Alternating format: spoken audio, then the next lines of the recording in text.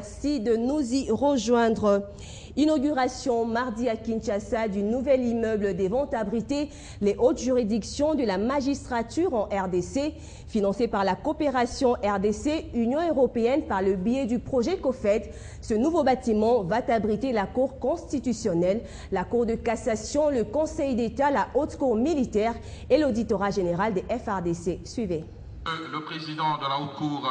C'est un bâtiment Pempa neuf de 4 niveaux financé par l'Union européenne au truchement du projet COFED présidé par les ministres des Finances de la RDC. Ce bâtiment va abriter la Cour constitutionnelle, la Cour de cassation, les conseils d'État, la Haute Cour militaire, l'auditorat général des FRDC et les secrétariats permanents. Son inauguration est intervenue ce mardi devant tous les cadres de la magistrature congolaise. Le ministre belge de la coopération au développement, M. Labille, a dans ce mot de circonstance soutenu que la Belgique, son pays, va s'affairer à la construction d'autres bâtiments pour les tribunaux des commerces, des enfants et des travail. Une coopération Union européenne-RDC qui a la vision de rénover les installations de l'appareil judiciaire congolais. Au jour d'aujourd'hui, grâce à la coopération entre la République démocratique du Congo et l'Union européenne, le pouvoir judiciaire est bénéficiaire de ces bijoux immobiliers.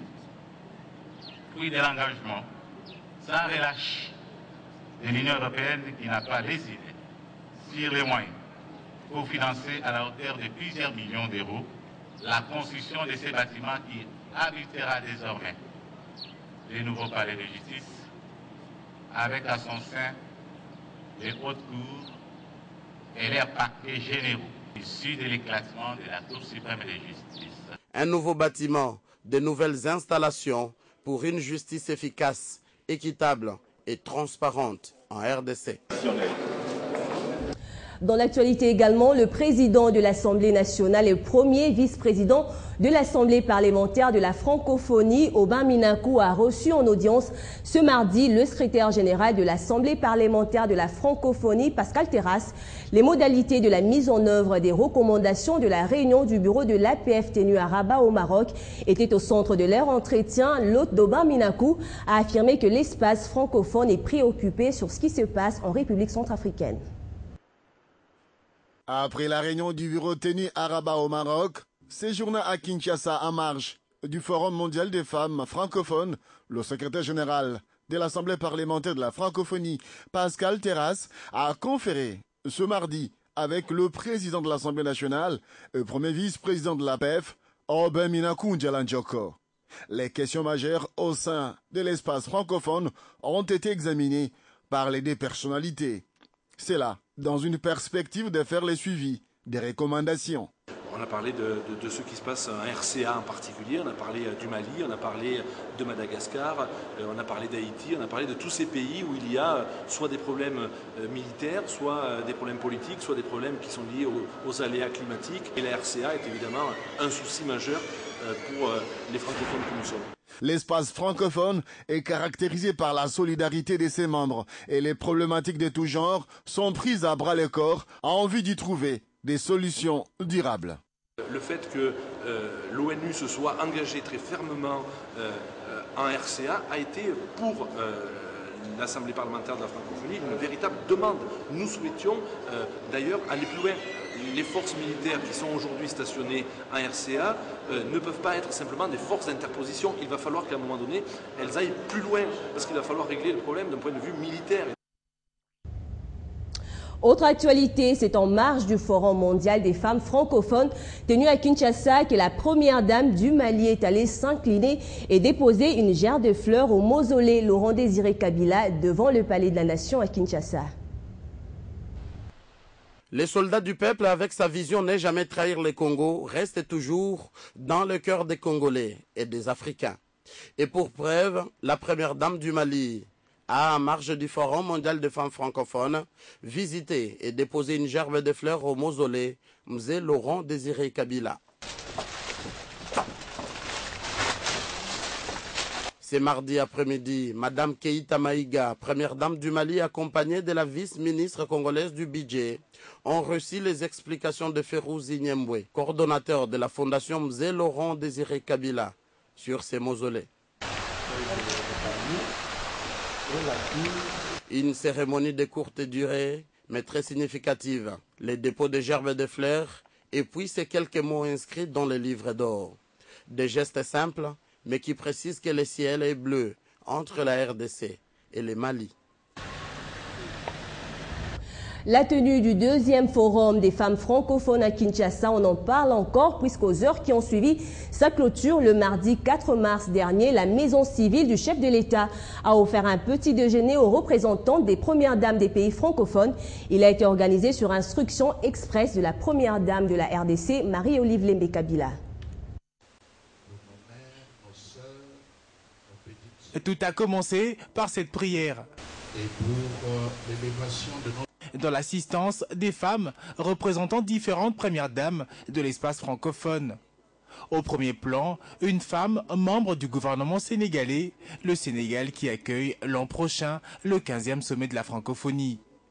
Un déjeuner offert par la première dame de la République démocratique du Congo, dont l'organisation a été confiée à la maison civile. Madame la première dame, nous sommes comblés de ce voyage. L'hospitalité congolaise est une réalité. En prenant cette initiative, la première dame de la RDC voudrait donc transmettre toute son amitié aux premières dames qui les ont mandatées. Votre présence sur le sol congolais, à l'occasion du deuxième forum mondial des femmes francophones, témoigne non seulement de l'attachement de vos pays respectifs à notre communauté francophone, pour le concours d'une synergie agissante, mais aussi et surtout l'attachement des distinguées premières dames que vous représentez à leurs estimés collègues, homologues et collègues, Madame Olive Lembe Kabila. Dans le même discours, l'ambassadeur Mogalo a fait part du souhait de la première dame de voir les femmes de l'espace francophone saisir l'opportunité de la tenue de ce genre de forum pour faire bouger le monde avec pour levier le changement de la condition féminine qui est une bataille à leur portée. Je vous l'annonçais au sommaire de ce journal, le ministère de la Santé et l'organisation Good People International de la Corée du Sud au secours de malades atteints de la cataracte. Pendant 2 jours, une centaine de personnes seront opérées gratuitement pour soigner cette lésion qui s'attaque à l'œil. Nous sommes ici à la clinique Ngaliema. C'est ici que l'organisation Good People International de la Corée du Sud organise des interventions chirurgicales en faveur de malades de la cataracte. Une première en République démocratique du Congo depuis que cette organisation existe. Cette opération dénommée Cataract Surgery of Good People International concerne une centaine de personnes. Je suis venu ici pour faire cette opération de cataracte. Jusqu'à maintenant, nous avons fait cette opération cataracte et puis c'est Sud-Amérique et puis pour plus de 2000 personnes. Mais ici, cette fois, c'est la première fois au Congo, dans une Afrique. Une initiative très louable vu le caractère gratuit de cette intervention chirurgicale qui aurait coûté beaucoup d'argent aux bénéficiaires.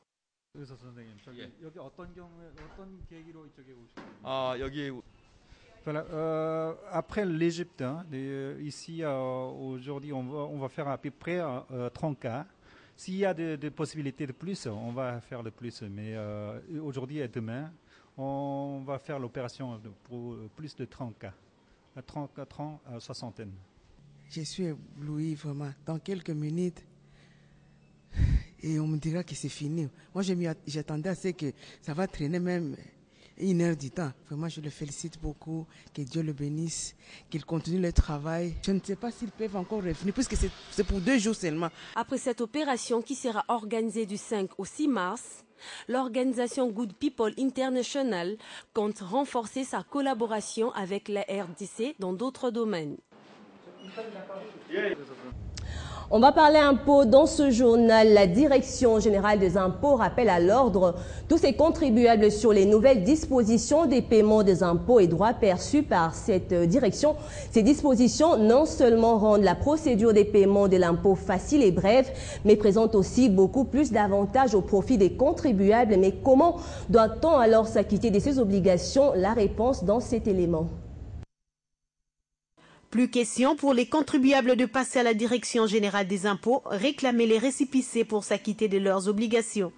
C'est au regard de la note circulaire du 28 décembre 2013 que les modalités des paiements des impôts et droits perçus par la Direction générale des impôts ont été modifiées à l'avantage des contribuables. Contrairement aux anciennes dispositions, chaque opérateur économique en position de s'acquitter de son devoir n'a qu'un seul choix, passer directement à la banque. Le récépissé prénuméroté a été supprimé. Au jour d'aujourd'hui, le récépissé est établi puisqu'il n'est plus prénuméroté, puisqu'il est délivré au moment du dépôt de la déclaration avec preuve qu'on a payé. Mais avant, le récépissé était émis avant le paiement. Il y en avait qui pouvaient obtenir le récépissé et partir pour ne plus revenir. Mais aujourd'hui, lorsqu'on vient, on est sûr que le comptable a déjà payé. Ce qui n'était pas le cas avant. Il y a des gens qui venaient souscrire leur déclaration et disparaître dans la nature. Mais au moins, cette fois-ci, nous savons que non, quand ils viennent, ils sont déjà passés par la banque. Ces nouvelles dispositions concernent les contribuables des différents types, quelle que soit leur taille. Mon message s'adresse à tous les comptables. Nous avons des contribuables, selon la loi, qui peuvent déclarer avec la mention n'ayant ou bien exonéré. N'ayant, c'est-à-dire qu'il n'y a pas eu fait générateur. C'est-à-dire que l'élément donnant lieu au paiement de l'impôt ne s'est pas réalisé. Cette nouvelle mesure présente double avantage, notamment la réduction du temps pour accomplir des obligations fiscales et la garantie du caractère autoliquidatif de la déclaration fiscale. Et puis sachez que le Fonds national de la microfinance poursuit sa lutte contre la pauvreté en RDC. Après les femmes, le tour était aux jeunes qui seront formés pendant 1 mois sur le processus d'insertion économique de jeunes et l'entrepreneuriat, l'éducation financière et la gestion d'une micro-entreprise. Ce ne sont pas de parlementaires debout, mais plutôt de jeunes réunis par le Fonds national de la microfinance pour une cause précise. Nous avons lancé depuis lundi la 3e phase de notre processus d'insertion économique des jeunes pour contribuer à l'émergence de la classe moyenne. Aujourd'hui, c'est l'acquisition des compétences que les jeunes doivent avoir pour qu'on les outille à devenir crédibles et de véritables partenaires des institutions de microfinance. Ils sont au total 500 jeunes qui bénéficieront de cette formation. Mais quel intérêt accorde-t-il à cette offre du FNM? En tant que jeune, on ne savait pas comment entrer dans une entreprise, comment faire une entreprise. Maintenant ici, en tant que jeune, nous avons appris beaucoup de choses. Vraiment, ça m'aguerre. Je suis très contente. Pendant 1 mois, soit du 3 mars au 2 avril, ils seront formés, comme l'attestent ces formateurs. Nous avons échangé ensemble sur la nécessité qu'il y a à savoir planifier les activités dans le cadre de la mise en place de ces entreprises avant de terminer sur quelques aspects de gestion liés donc à la conduite de ces petites entreprises. Après la vague de femmes, ces jeunes constitueront la 2e vague qui, outre la formation, bénéficieront de crédits, et cela dans un laps de temps. Aujourd'hui, nous sommes en train de les outiller en termes de l'entrepreneuriat, des gestions, afin qu'ils finalisent leur plan d'affaires, qu'ils soient capables de matérialiser leur micro-entreprise associative. Le Fonds national de la microfinance a aussi un rôle capital à jouer dans la promotion des petites et moyennes entreprises. Une résolution du COMESA et le chef de l'État Joseph Kabila Kabange y tient personnellement. Autre chose à présent, les étudiants de la faculté des